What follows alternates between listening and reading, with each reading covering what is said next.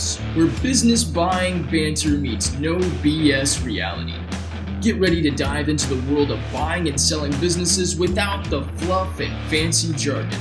We cut through the BS to bring you raw, unfiltered insights from industry experts, seasoned entrepreneurs, and no-holds-barred discussions that get straight to the point. Whether you're a seasoned business buying pro or a curious aspiring entrepreneur, this is where the real talk happens. Buckle up for headbands and handkerchiefs, because in business, there's no room for sugarcoating. Let's get down to the brass tacks. Hey, what's going on today? How you doing, Deb? Did you like that opening, Richard? That's like frightening. That's like real legit.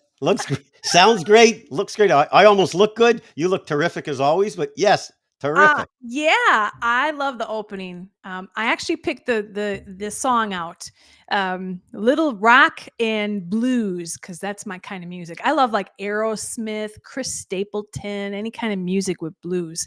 So, what about you? What kind of music do you go to? You went to the Eagle. Was it the Eagles concert? I did. How was that? Minneapolis, saw the Eagles. Fantastic. Glenn Fry, he's 76, and he doesn't look old at all. He looks great. Joe Walsh, he's 75. He looks old, but he still can play that guitar. Yeah. Oh, look we got some people coming in. Welcome. Hey, Kelly, good to see you. Hey, Mike from the Hounds business community. Thank you so much for coming here. Check out that chat. It's filling up, Richard. Beautiful. Yeah. Well, we're glad to have everybody. Terrific. Yeah. So this is our first show, Richard, Headbands and Handkerchiefs. And backstage before showtime, we were just talking about how we came up with the name. Obviously, everybody knows me because I love to wear the headbands. And I got to know Richard on LinkedIn of all places. And we decided that we walked on common ground. We love to support people that want to buy businesses. And all of a sudden I noticed, show them what's in your little coat pocket there. Your jacket. That was this. And then there you go. Check it out. And the picture that you saw, the original picture on LinkedIn, or the one that's on one of my websites, has a pocket square handkerchief. I don't want to confuse the two because I don't want to start blowing my nose into my pocket square. But it had the exact same pocket square as you have in your headband, wearing my famous pink suit, which always solicits or elicits a few comments. That's right. So it was a divine intervention, Richard. Amen. We could not figure out what to call this show. And my good friend from the Hounds of Business community, Sia from Brilliant Beam Media, ladies and gentlemen. She is our behind the scenes producer, and she even has a secret mic. Can you say hi to everybody, Sia? Hello. Oh, wait. Actually, it would be more like this. Hello. That's better. That's much better. Yeah, there we go. So, ladies and gentlemen, if you are watching this live, take it from me and take it from Richard. You have to hire help, production help for behind the scenes. I tried to do lives on my own, failed miserably. Brilliant Beam Media, why don't you put up that little QR code, if you would, Sia? This is who I engaged, Richard and I, for our show. And behind the scenes, we would not be able to do what we are doing today without Sia and her team from Brilliant Beam Media. So if you are watching the show right now and you don't want gremlins stealing your show, trying to put on a live stream by yourself, take a picture of that code on your phone and connect with Brilliant Beam Media. Trust me, I feel much better. But don't you, Richard, knowing that Sia is behind the scenes? Can we give her a hand? I'm like, like I'm so neurotic, right? And preparing for this, I'm thinking like we got to do 4 hours of rehearsals, right? Just to make sure all the technology is working and you're a master at this. And then you introduced me to Sia and she said, guys, I got you. Just we'll log on half an hour or so before and we'll just do a run through. And I'm thinking to myself, like a half an hour before, how is this even possible? Right? It could take me a half hour just to log on, but boom, boom, boom, boom, boom. She's got this. And She and you're does. right. Sia says, don't worry, I got you. And believe me, she's got us. Yes. She's unbelievable. I love it. I got a little thing up at the top there. You see that? Someone scan the QR code. I wouldn't know Great. what the heck or how to do any of this. Sia, thank you. Can you give yourself a round of applause? I know you got one in there somewhere. I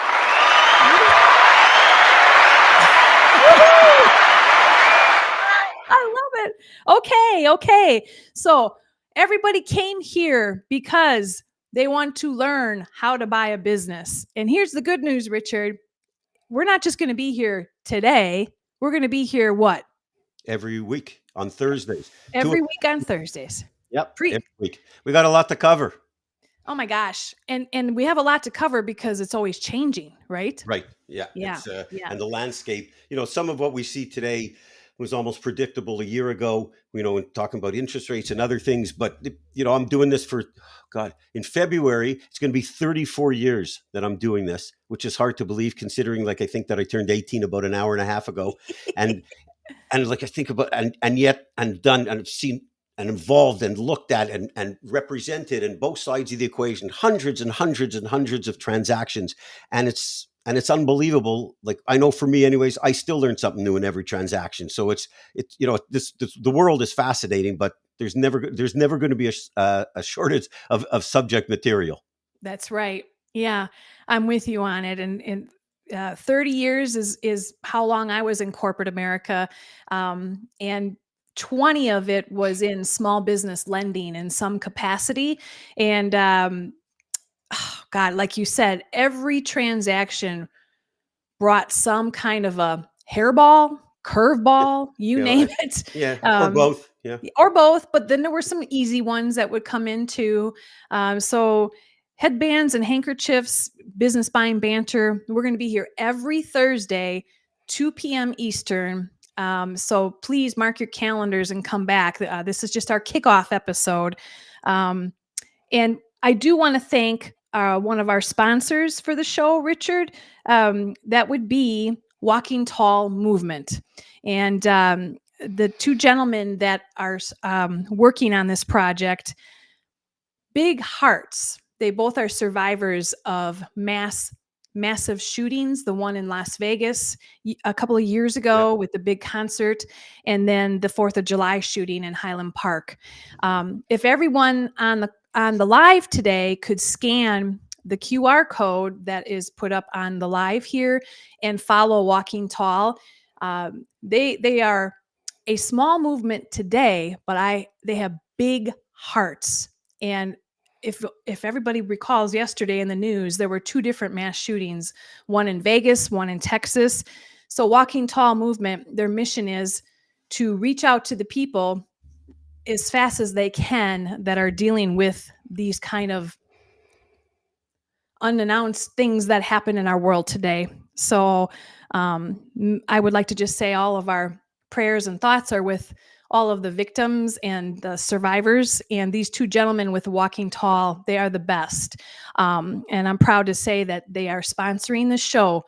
And we rise together, right, Richard? We rise together. Oh, absolutely. I mean, it's ridiculous that an organization like that even has to exist. Right. Mm-hmm. I was born in Canada, and you have far less of it, although there's been a couple of really horrific mass shootings over the years, not commensurate, let's say, with the US. So for me, I'm living here for 27 years and I'm an American. I became an American on January 23rd, 2007, which was one of the best days of my life. But it's still astonishing to me that, that it happens. And yesterday we say it, like we had 2 of them yesterday, which just say it matter of factly. It's just they're doing God's work, and any support that we could provide to them and people could provide would be wonderful.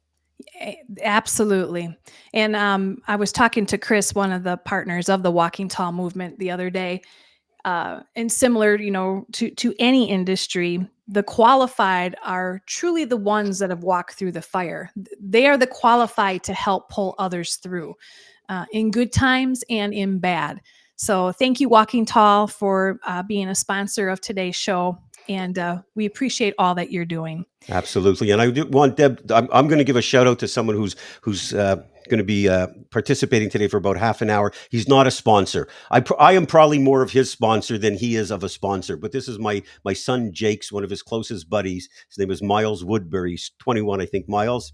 And he started in he's mine and my wife's, we call him our adopted son, but he started in the real estate business, residential real estate, last February. And he's very entrepreneurial. He got all excited when he got invited to today's episode. I'm sure he'll be in his own business soon enough. He actually has closed a couple of transactions within his first year and got his first listing actually last week, which is a massive milestone, right? When you're selling real estate. And so that's very exciting. And I know he wants to eventually get into the world of entrepreneurship. So Miles, if you're listening, I know you said you could only join for about 30 minutes, but I'm thrilled to have you. I'll call him my son because he is my adopted son. And he always shows up at our house. I love it. And we were just busting his chops this week that he always shows up at our house at, when Sarah's about 3 minutes away from taking dinner off the stovetop. He's got great timing. Does he do the dishes when dinner's done then? Yeah. Oh yeah. Yeah. He's pretty good. He's good pretty for good. him. That's good. Okay. Well, listen, we're going to start the program here and just kind of dive right in. With our goal here is to educate all the business buyers, and I'll kick off with what is the market like today right now when it comes to business buying and the interest rates, and how do you navigate? And that's the question, Richard. How do you navigate? You just can't navigate as a business buyer the waters of finding the best bank loan project for these transactions when you buy a business. And a big confusion, Richard, and maybe you can tell me what your thoughts are. People think that the SBA is what gives the money. The SBA, which stands for Small Business Administration, they are an entity of our U.S. government. And they provide to all the bank lenders up to a 75% guarantee of the business acquisition loan. So the government doesn't give the money. Everybody complains, quote unquote, about the SBA. Well, they're not the ones giving the money, Richard. They're guaranteeing the banks that give the money, right?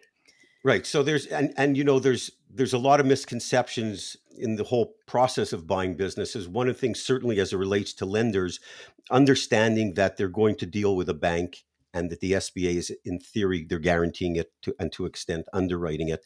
But what's critically important, and how you and I originally met, was how does someone facilitate that or make that process simpler, more streamlined? Because I think the first knee-jerk reaction of an individual looking to acquire a business is the government's not going to give me any money. That's the first thing.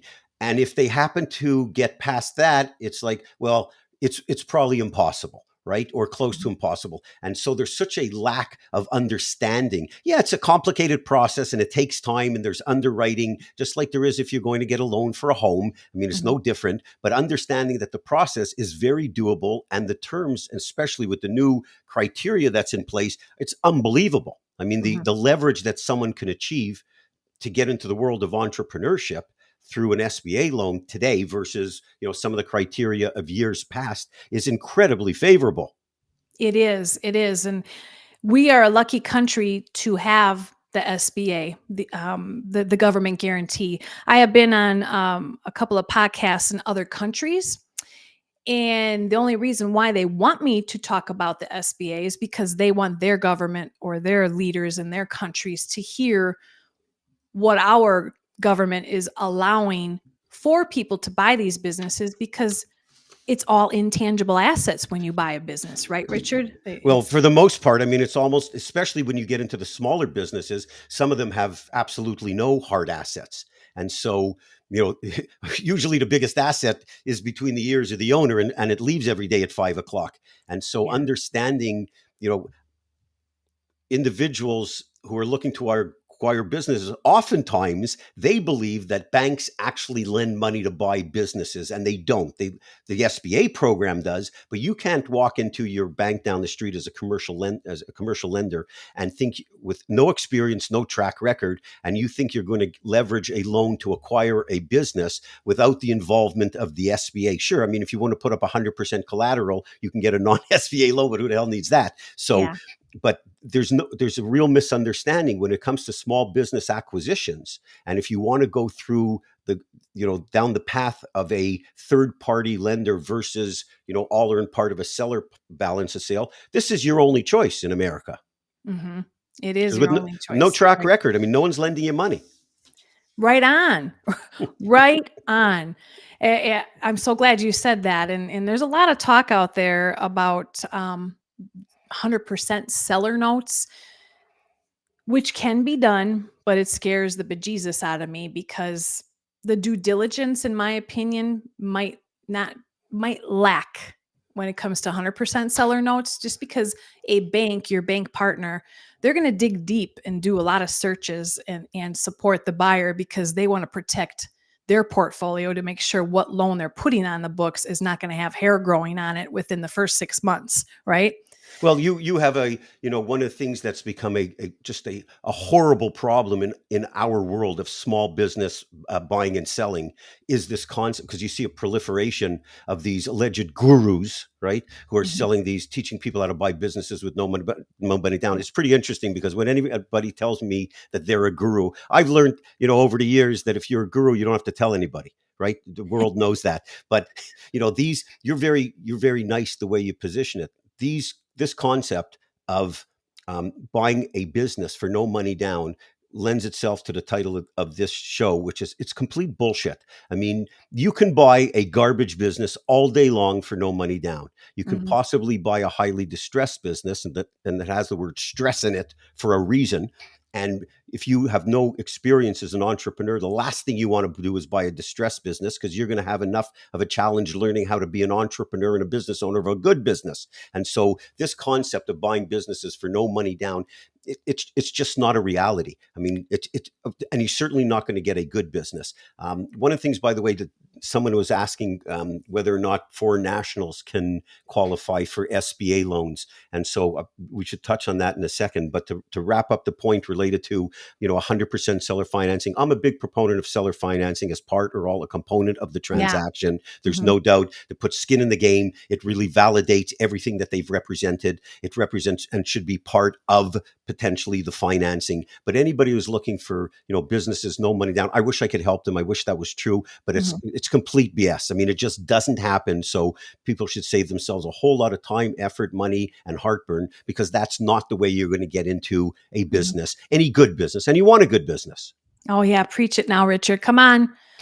Well, the one thing I've always liked with the SBA, even when criteria was so rigid that the percentage of SBA backed small business acquisitions was small, is there's probably no better resource for a buyer to do their due diligence, right? If it passes the SBA muster and their underwriting, I mean, that goes a hell of a long way in validating the core fundamentals of the business. I mean, buyers can take tremendous consolation in that. I mean, it really increases your comfort level versus, an accountant or others that may be involved in due diligence. I'm sure they're very capable, but the underwriting is hefty, right? And so if it passes that, that's a hell of a good vote.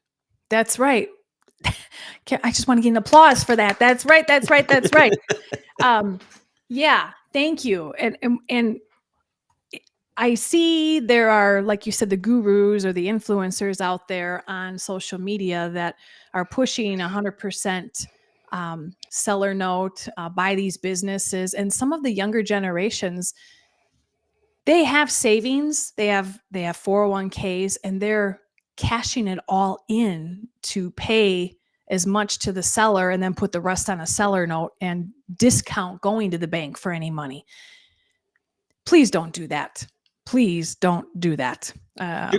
It's just absolutely. Yeah, right. It makes no sense. I mean, there's a couple of things that you shouldn't do, right? You shouldn't pay all cash for a business, even if you got it, unless you get a massive discount. And you shouldn't discount leverage. because that's going to allow you more money to market and grow the business. So just do this in a good, prudent way. And there are facilities and resources that allow you to do that. That's right. Yeah. For some reason, my screen is frozen. And you look terrific, but because you froze straight on, got the headband, hear the laugh. Yeah, you're frozen for a second, but you made it's coming back. There we go. Yeah. It must be a gremlin in my but usually camera. when my screen freezes, it's like you get a face. At least my voice is still here. I should have an AI avatar of me in this black window. Wouldn't that be cool? Yeah, absolutely. I'm afraid what an AI avatar of me would look like. Oh, what the heck? I'm going to maybe, I'll keep talking. Okay. Yeah, absolutely. Yeah. So I know you can't see me. Maybe Sia can send me a chat here to tell me what it is that I need to do. And exactly, again, why, ladies and gentlemen, you need Brilliant Beam Media to help you out. To help you out, because I wouldn't know what to do. I'm willing to bet this is not on Beam Media. I'm willing to bet this is something on your side 100%. I think so. Yeah. I think so. What do you, Deb, tell us about this inquiry someone had related to foreign nationals and the SBA, because I have no insight into that. I'm going to switch my camera real quick here. I think that's what I can do. Let me try this. If this works. There we go. There we go. There we go. Looking good. Oh, no. I'm going to There you gone. I'm just going to go with this. There we go. Looks terrific. Works. Okay. So foreign nationals, as long as you have a green card and it's all verified in the systems, the government systems, there is a form that your SBA lender has. That's an SBA form that needs to be completed, signed, notarized. Yes, as long as you have a green card, you can apply for SBA. So a green card, not a resident alien. It's an actual green card. Yes. Okay. Correct. All right. Okay. Yeah. Got it. Okay. Terrific. Yeah. We got another question here. Did you say, Sia? I'm just looking at the chat here. Oh yeah. Who was that? That was James Patrick. Thank you, Mr. James Patrick. I believe Soaring Profits is in the house. Would that be correct? Oh, and I like the way he spells it. Soaring Profits, Prophets. Yeah. Oh, yeah. Nice. Yeah. That's another great live stream podcast show. And I will be a guest on that show coming up, I think, in a couple of weeks. So anyone want to marry a Canadian? I love that's where Richard's from. Hey, come on. Yeah, Montreal. Now. And I've got to say thank you to, I see it on the right-hand side, a lot of familiar names of people that have over the years purchased our course on buying businesses and saying hi. And some of these names are being triggered from recent and past years. So hello, everybody. And it's wonderful to have you. I appreciate the kind comments and the regards. It's great. I agree. Nice. Raquel is here. Thank you for your sweet comments and supporting us. I see that as well. Mike Ashebrander from the Hounds business community. Richard, you need to consider joining that community. I'd say the Hounds business community. Hounds business community. They're all taking notes. I'm going to send you a link. You will love it. It's a great group. We work together and we support each other. There he is. Perfect. See, got it. That's the leader, the founder of the Hounds, Mike. He teaches kindergarten skills of how to network. Oh, perfect. Okay. Yeah, I'm not very good at networking. So no, that'll be helpful. That'll be perfect. Thank you. What are you seeing? By the way, I wanted to ask you, when you're, I hear mixed stories related to SBA activity up and down and based on interest rates, because I see it through a very different lens, maybe, as opposed to not you, but as opposed to, pure lenders because of the interest rates and the impact that they have. Tell me what you're seeing as far as number of applications, or if you have any insight to what maybe the overall SBA is, or SBA lenders are seeing a number of applications. Are there people, crapping themselves at the idea of way interest, because I guess it's now Wall Street Prime Plus, so it gets to 11+%. It does. So let's go back to 2020, the year of the pandemic. Interest rates, what was prime, Richard? 0, I think, at one point for a while there. Yeah. So the SBA loans that are financed by banks doing business acquisition financing generally will be on a variable interest rate when you buy a business. Okay. So variable, we all heard about variable home equity loans back in 2008. The market crashed and then everybody's rates went up and foreclosures were everywhere. So think about it. If you bought a business in 2020, your rate probably it's generally prime plus a spread of 2.75% that the banks will charge. So you probably bought a business at 2.75%, maybe 4% if the rate came up a little bit, the prime rate. Well, today prime rate is 8.5%, I believe. Wall Street Journal prime rate is 8.5. Yeah, 8.5. Yes, correct. Add 2.75, you're buying You're- a business 11.5% or so, somewhere in that Right. range. Where everyone that is listening needs to understand it's the business cash flow reported to the IRS. That's the key, reported to the IRS. Right. That supports your SBA loan project payment. If you take over ownership and the business continues to operate as is and produce those same profits as it has historically. So don't let the interest rate scare you as a business buyer, because it is high. I'd be scared too. But if the business can afford it and it's a variable interest rate, if and when rates come down, now your rate on your loan is going to come down and your principal and interest payment is going to be less. So you're going to have more profits going to the business onto the balance sheet, building value. Okay. So it is slower today, Richard, as far as activity, not so much by business buyers, but by business sellers. Why? The sellers will not recognize the fact that the cost of money for buyers is higher today. And if the cost of money is higher, they got to come down in their price to meet the cost of funds today. And we're a year into this high interest rate environment. So my hope is, and I'm starting to see some sellers are like, is this rate ever going to come down? I don't know. Right? We got an election year next year. I don't think anything is going to change for a good year. And if it does, I don't think it's going to be drastic.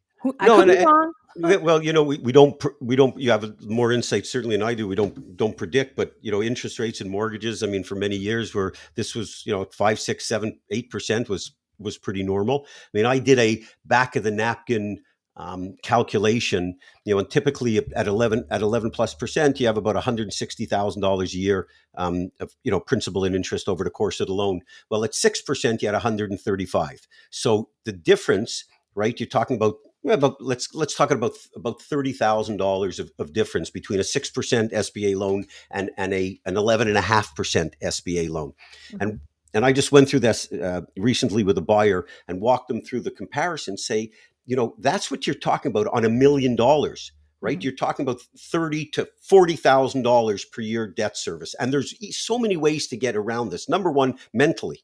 I mean, if you're going to get into business, there's always an element of risk. You have to understand sometimes you might just need to take a step back with what the income that's being thrown off and what you're going to be able to put into your pocket after debt service. And if that becomes too slim, the other way is you use alternate methods to help bridge the gap with, for example, I did the math where I took $1 million loan and $700,000 was an SBA, and the seller note was if the seller note goes to $300,000, and you could negotiate where you just pay interest only on the seller note for the first year or two until there's an adjustment downwards in the variable rate comes down, the interest rates. Well, if you take the seller note on $300,000 and you pay them I think it's about 6%, and you pay the higher rate on the SBA loan, you come back to the total amount that you would have normally paid anyways, except you're only paying interest, and so you're not your debt service is not costing you any more money than it would have before.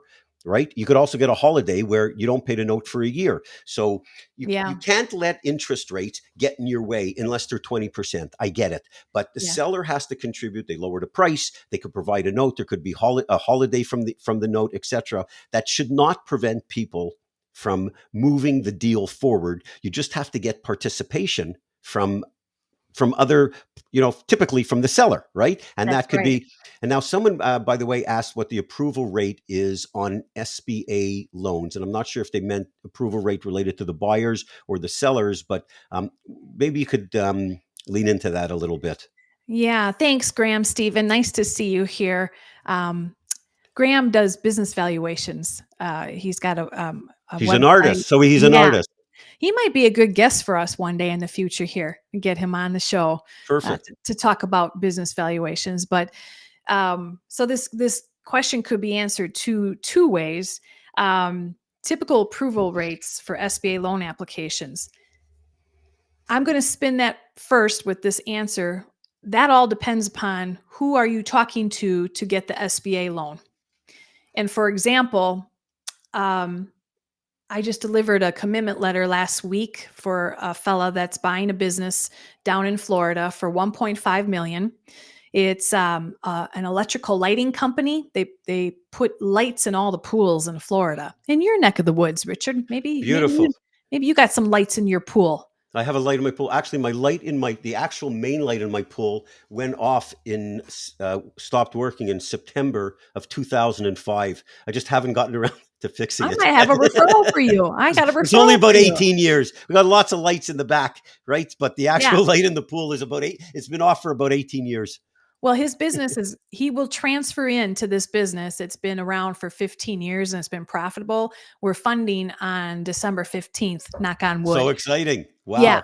So to answer Graham's question, the approval rates really depends upon who are you working with as far as credibility, reputation, experience, the qualified, like we were talking about earlier. Right. How many times has somebody walked through the fire with SBA funding on business acquisitions? Let me tell you, I've been doing this for 20 years. I've made a lot of mistakes and I've learned from them. I take ownership when I make mistakes, but that's what makes me grow, Richard. And if you're working with somebody that's been through the fire, they're the ones that are qualified to take you to the finish line. This fella called 3 different banks on his own to get feedback if he was qualified for the SBA on this particular business listing. He was told no 3 times. Came to me. I took it to 2 of my SBA lenders, and here's where the magic lies. My SBA partners who I work with, they know that I've got knowledge. I'm not trying to be boastful. It's just called she's walked through the fire. You can boast because you're really good at what you do. So if you yeah. don't boast, I'll boast for you. Oh, How's thank that? you. But when you've walked through the fire and you've been burned and you learned, you just get better and better as time goes by. So he contacted me and I reached out to 2 banks. One was a non-bank lender. They said no. Real good lender. They say yes to some deals that other banks say no. Reached out to another bank. They said yes. And I even told the front end lender, can you take it to your chief of credit just to confirm that yes a little bit more for me, because there were just too many no's. Right. commitment letter delivered and we're funding on the 15th. So Graham, I hope that answers your questions regarding approval rates. There really is no rhyme or reason. Richard, do you know how many people probably leaned on their business broker that's selling the business? 1 second, when you said there's no rhyme or reason for, so you're saying there's no rhyme or reason for like the rates, well, there is rhyme or reason, but I guess it's lender specific, right? Lender specific. Yeah. And what about someone asking, they were asking about, are there sector specific areas? Because I know in my experience and having done a number of transactions where SBA loans were involved, we started seeing a lot more where there's certain sectors, for example, restaurants where they wanted to know you had restaurant specific experience, or there's sectors where there's licensing. And I know there's some criteria now that allow the seller, the current owner of the business to qualify the business for the next owner related to licensing. But by and large, there's no, outside of probably like, the drug industry and porn, I'm sure there's really no restrictions. They look at whatever, right? I mean, there's no industries that they've ruled off the table completely. So what I want everyone to take away from all of your statements there and question, every bank has their own in-house credit policies. Every bank that lends on these deals has their own industry appetites. Every bank out there has a SBA loan portfolio that's on the books and either performing or struggling. And there are a lot of struggles happening right now in today's market, especially with the increased interest rates. That is changing on the daily. You could call a bank today and be told no regarding a specific industry, and then possibly 4 months from now, maybe that industry is performing better in their portfolio, and now the decision makers are saying, well, we'll open up the gates a bit on this industry. I think back to my time working at the various banks, Wells Fargo for instance. They would finance restaurants, but they wanted you to have 50, as in 50% down as the business buyer if you wanted to purchase, finance, and establish business. I can call some of my other bank partners, and 10% down is typically the minimum required down payment. And that's SBA SOP qualified on a restaurant. And I have some lenders that will do that. We could even go 5% down if the seller is willing to carry back 5% of that 10% down payment. So no rhyme or reason. Hence why buyers really need to pull in a partner that has access to the different SBA lenders, where number one, they're going to pick up the phone when they know Deb Curtis is calling, because she's got a package of a buyer that's qualified, and she knows that this business the buyer wants to purchase is cash flowing because she demanded to see the tax returns. I get people picking up the phone. If you're Richard Parker and you're buying a business and you're just calling a lender at random, depending upon if they're transactional, lazy, tired, lack of experience, you don't know what you're going to get, Richard. Yeah, they're not picking up the phone. And one of the things, I'm going to give a shameless plug for you, because, I've dealt with tons of SBA lenders, business brokers, and I do some lower market M&A work myself, and part of the problem in this whole industry was not all, but a disproportionate percentage, of brokers may be pushing a buyer towards a certain lender where there may be some compensation, and that's their business. But everybody has their expertise. There's lots of stakeholders in the business buying process, and everybody has their expertise. And one of the things that I absolutely adore about you is that your heart's in the right place, and hopefully I'll make you blush a little bit. Your heart's in the right place, and there's a massive advantage for an individual to be able to come to someone like yourself and be able to look and say, you know which lenders are potential candidates for this particular business, this particular individual, because you see the pluses and minuses with both entities, the individual and the business, because it becomes very frustrating. One thing that I've always encouraged people to do in our course when they look for financing is, first of all, do it early, right? Don't wait till the last minute till you have a deal in place. You want to start reaching out as early as possible to understand what's involved. Mm-hmm. But if you start going bank to bank, it becomes very frustrating, because the reality is, and I've seen it happen, where you get two different answers from two different people at the same bank. And so, and unfortunately, that situation exists. So being able to funnel something, all of that to an individual like yourself, who above everything else is going to do right by people. And, encourage people, if you're going to go down the road, it's well worth it to join hands with someone like Deb, because she'll make your life a hell of a lot easier. You'll have a good laugh along the way, and she knows her stuff. I mean, and it's really important, because if not, it's, buying a business isn't difficult. It's just complicated.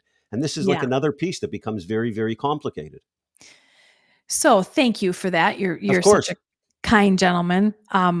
And I'd like to toss it right back to you to maybe share with our listeners about your courses and what it is that you offer. And then maybe we can talk about the top things sellers don't tell you, and see if you can pop that up for us if anybody's interested. Why don't you give us a little feedback on that, Richard? Sure. And one thing I want to tell everybody, Deb and I put together a report on 10 things sellers won't tell you. And there's a QR code, and we'll put in the link as well, but you can get that reported down. Get it in an email with a download link. It's 10 critical elements. I think it's about 40 pages. It's, if I do say so myself, it's really well written and very helpful, and covers a lot of things that you're just not going to hear directly from the seller, or they're going to tell you something and it's going to be something else. For example, growth opportunities, key employees that will stay, if they have issues related to customer concentration, which is a massive problem in a substantial amount of small businesses outside of retail. And by that customer concentration, we mean when a disproportionate amount of the business it comes from a very few number of customers. And that's very common in small businesses. And they, sellers will typically tell you that, oh, you have nothing to worry about. So-and-so will keep buying from you. And so, well, you need to examine that, because if that doesn't prove to be true, the entire business can change. And I know we had the individual who does the business valuations, Graham, I think you said his Graham, name. yep. Graham was, and he would certainly understand this. If you have a business that's doing $5 million a year and making $1 million a year, and you have a very high percentage of customer concentration, and if that customer disappears, that business can now be doing, making $400,000 a year, and those are two completely separate valuations. And very often the seller will tell you, yeah, you have nothing to worry about. Well, you need to investigate that, and you need to get confirmation, and you may not be able to get confirmation from the client, because the seller does not want you to speak to that client, because they're worried if the clients find out that they're selling the business, then they'll go somewhere else. And so you have to develop a deal that carves out that client and puts them into a bucket of an earnout. In other words, the business makes $1 million of profit. I'm going to give you some rough numbers. So Graham, don't jump up and down, because I'm just going to do this for math. Business makes $1 million a year, and you determine it's worth $5 million. So it's a 5 times multiple. Well, without that customer, right, that business makes 400,000. So that becomes a $2 million business at a 5 times multiple. That difference between those two, that's the earnout. So if that customer continues to buy after a year or two that you run the business, the seller earns the rest of the purchase price. They're pretty dramatic numbers. It's usually not that large, but it'll give people a sense for some context of the impact of customer concentration. There's the other parts of it of, key employees, whether or not they're going to stay or not stay. And so, when you go through this, it's well worth the read. It'll be very, very insightful. And I run into these things all the time with buyers where, most businesses, when you're buying an existing business, they're going to have warts, they're going to have blemishes, they're going to have problems. There's nothing perfect. So you want to mitigate what's really problematic. You don't want to turn incidents into catastrophes, because the beauty of buying a good existing business is you get the keys on Monday and you could take a paycheck on Friday. Right. Versus a startup, which is a beautiful thing, right? But there's going to be some problems. So you have to solve for those, and you have to go through this methodically, because it's not, unless it's material, the seller and or the representatives, either legally or just by nature, are not going to tell you. They may, but there's no guarantee and there's no requirement in most cases, unless it's material. And so the buyer has to do their due diligence in a good way. That's right. I like to add to that a true story. This happened a couple years ago. I had a young man finance a commercial cleaning company, very profitable, just doing well, long-time company. And the seller, the owner, was a woman, a female. Okay. We did all of our due diligence, checked, the receivables and all that. I have a feeling I know what's coming here. Okay, go ahead. Oh my goodness. Nowhere along the line. And this is this is an area why experience, you want to engage somebody that's been through the fire. They're the ones that are qualified. Because I learned a lesson really hard on this one. The attorney didn't even catch it. Business buyers engage attorneys to help with due diligence. Sometimes they engage good ones. Yes. So my buyer was a male and the seller was a woman. Beautiful commercial cleaning company. He was so excited. It was approved, getting ready to close, and we did close and fund, but nowhere along the line did she disclose she was a woman certified business, and all of her customers only wanted to work with minority owned businesses. Knew that was coming. 100%. See it frequently. Oh man. So it was a bit of a back and forth workaround and the business broker didn't even disclose it. Okay. Do you think the business broker should look for that, Richard? I mean, Well, now I know to look for it if it's a woman that's selling or a veteran. What are the who are it's a the fair question. clients? What are It's a they? fair question. Mhm. So I would answer to you this way. I would say that anybody who's been in the world of business brokerage for any amount of time would know to ask that question. Can I guarantee that they all would? No, but they would know to ask that question because it does surface. And as you were talking about, I was nodding my head, and I hate to, be the assumption guy, but I knew exactly what was coming because I've seen it before. Yeah. Okay. And Mhm. so, and sometimes they get favorable terms, or they have to record, there's certain county or governmental agencies that are, they give favorable treatment to minority and women owned businesses. And so if there some of these related to contracts, they would get favorable treatment in the bidding process. So I knew exactly what was coming. So in your question, should they have disclosed it? If the broker knew this, then Mhm. I would like to say with confidence that yes, they will disclose it, because the reality is, very, very rarely do surprises not surface. So any decent broker would absolutely let it be known, because if not, they're all liable, especially if they knew about it, right? Yeah. The Yeah. problem is if you're dealing with you can't fault the seller. They just knew this is the way they do business. So they didn't even probably think about this, right? They didn't Right. even know that it was advantageous, or maybe they didn't hide anything, but they Mhm. didn't put forth the information because they probably didn't know that it was that influential on the purchase price, or on the actual fundamentals of the business. A business broker hopefully would disclose it. And if any broker has been in this business long enough, and when I say long enough, a few years, you would know that type of stuff comes up. And you Yeah. have to know to ask for those things. But Yeah. it's incumbent upon the buyer to uncover them. That's where this becomes really almost unfortunate, right?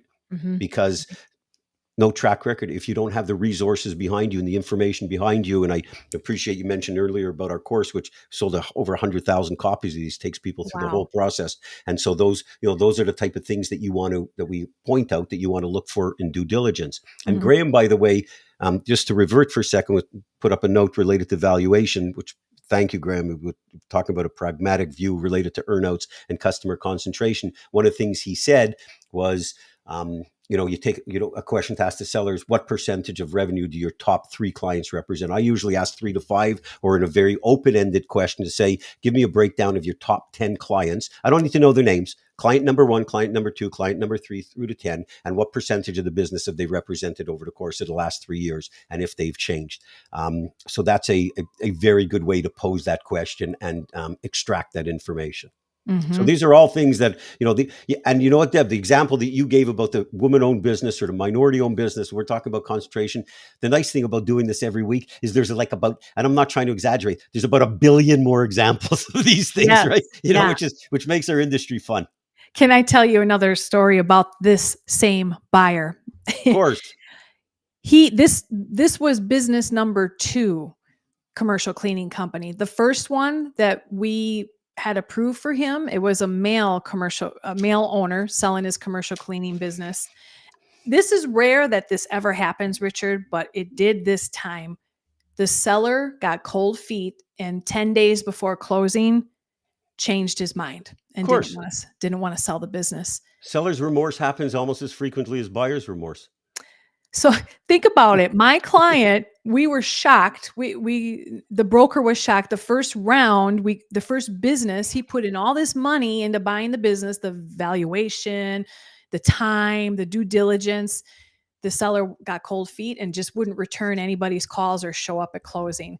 So then we quickly moved to the second business that was woman owned. Right. And then after it was funded, found out clients were walking away, but it all came together. It So all worked out. And the nice thing is when, sometimes when there's a lost deal for a buyer, especially for a buyer, if they've gone down the road with a specific type of business, if they're able to get into, find another one in that sector, that's, that they can potentially acquire, a lot of the initial research that is already done for them, right? They did it yeah, on the last business. But seller's remorse is very common. Maybe in our next show, we can touch upon that a little bit related to the seller side of things, because we certainly, how, buyer's best way, to interact with the seller, because that piece is so important. And sure very is. often most small time buyers or first time buyers, most of them get panic stricken at the thought of having a meeting with a seller and not don't know exactly what questions to ask or what to look for. So probably be, maybe we can pick out a few of those and why they Yeah. should be asking those, and preparation for the seller meeting. That's right. And by no shape or form am I trying to scare anybody that wants to buy a business, because a lot of what we talk about isn't the norm, but it's good to know to help you with your due diligence when you're getting ready to buy a business. I want to Absolutely. just shout out to Graham. He's Yeah. heading off here soon, Thank you, because Graham. he's on the over the pond on this other side of the world, but does a great job of business valuations. So Graham, Well, have a thank you, good Graham. night. Have a good night. Now we're down to 10 minutes here of the show. What should we want to keep talking business buying banter every Thursday. You're going to find us here live. Richard and I both agreed, if you're interested in being a guest and you want to talk about some of what you may add as value to our listeners, simply DM Richard or myself, or reach out to us, and we would love to entertain adding some guests to our roster. Right, Richard? Oh, absolutely. And certainly if there's any, buyers who have gone through this process, would be wonderful to hear your stories, some of the challenges that you've encountered along the way. So industry experts, whether it be someone like Graham with, valuations, or any accountants doing forensic accounting, or attorneys doing transactional work at this level, we'd love to have you participate, but certainly related to the buyers, that would be great. And I think, Deb, your earlier point that you made just before you're talking about potential guests, when you're talking about, not to scare anyone, buying a business, I mentioned earlier, it's a difficult process, but it's not difficult. It's complicated. And so when I mean complicated, there's a lot of various steps, but they're all doable. I mean, I'm the poster boy. I've bought 13 businesses and have a co-investment in a 14th, and businesses ranging in value from $50,000 to $200 million. I don't have a fancy education. I'm not sitting here to blow smoke up my rear end with accomplishments, but I'm the poster boy for it. And I made a ton of mistakes, at the beginning. There's enough information that you can avoid doing that, but it's doable. Anybody can do this. Not everybody will, but anybody can do this. It's not beyond anybody's scope. You just have to do it in a methodical way, reducing all the steps like into bite-sized pieces. And I tell buyers that the two greatest emotions that you have, you should be excited and you should be scared.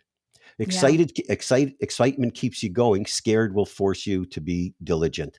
And so there are peaks and valleys, and I'm sure you've seen it. People, it's frustrating. The individual who lost the commercial cleaning business, the seller backed out, and then it's a women's own business that had favorable treatment. So that's enough to knock you on your ass a little bit. But if you are a true entrepreneur, those are like just bugs on the windshield of life, right? You just dust yourself off, because that's the world of an entrepreneur. And if you have to get used to that sort of those challenges and failures, because there's very few entrepreneurs that started out and their first venture was uber successful. Most of them failed a bunch of times. So you just don't want to you're going to make mistakes. You just don't want to make big ones, and you do your best to mitigate the big ones. But that's the world of entrepreneurship. The flip side of it is it's unbelievable how exciting it is and fascinating.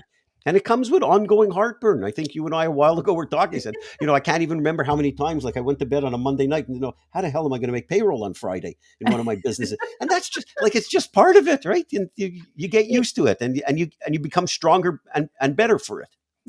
Oh man, I love everything that you just said there in these closing comments, Richard. That just resonated with me deeply.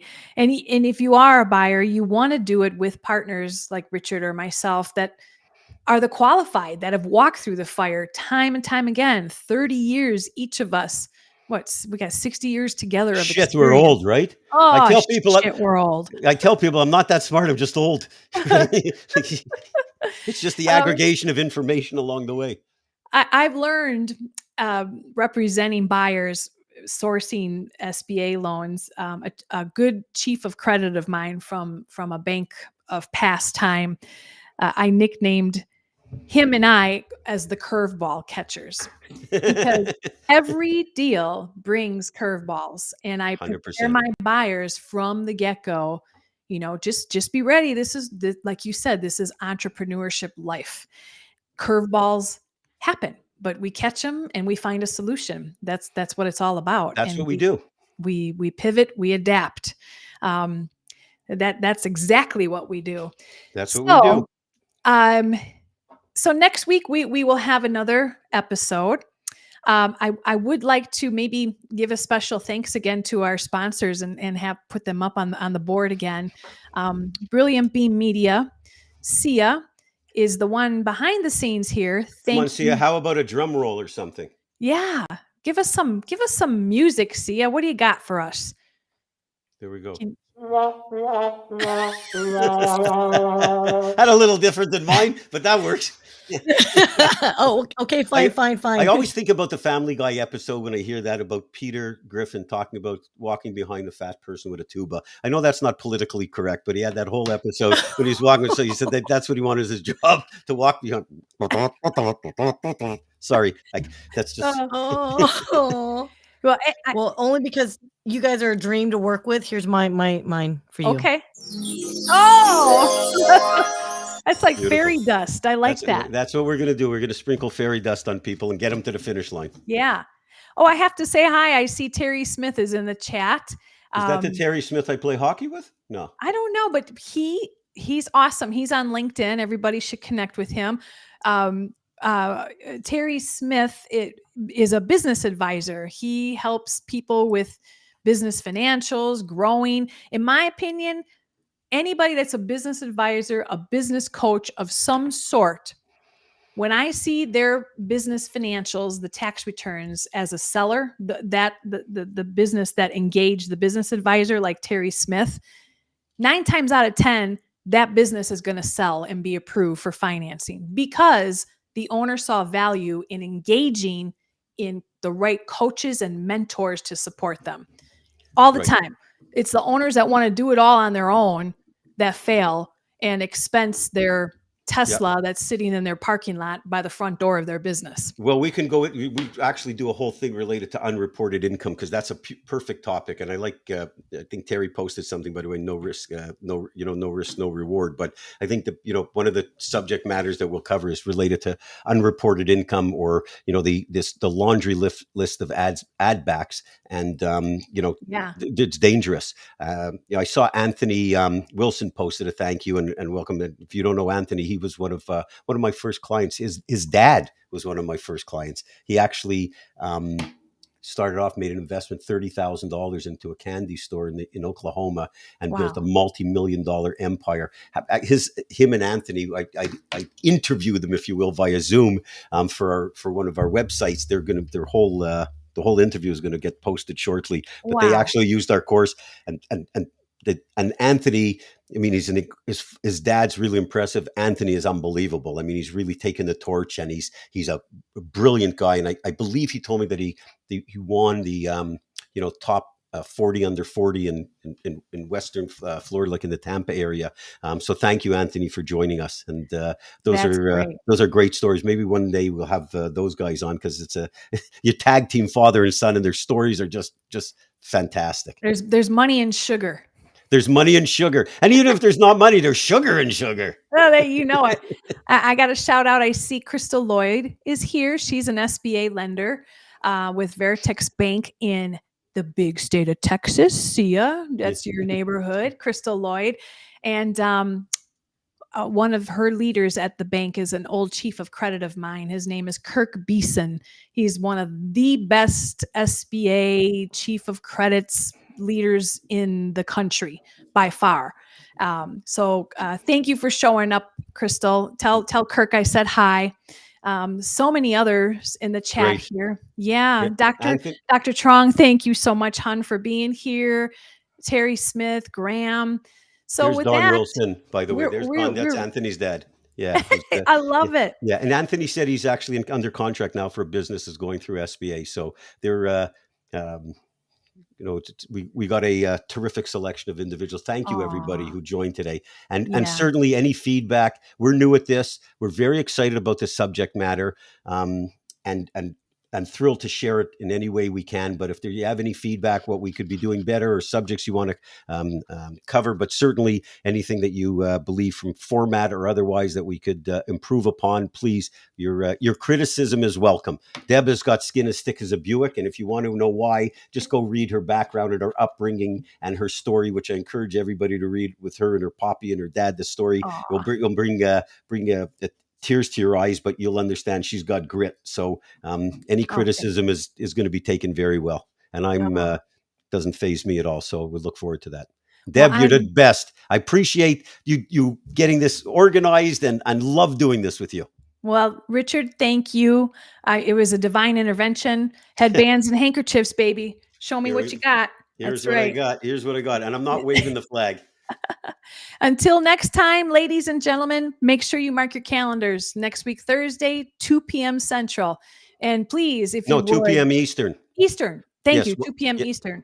Please spread the word to your friends as well, because we're all in this together, and we should always be learning to be earning. Amen to that. See you later. See you later.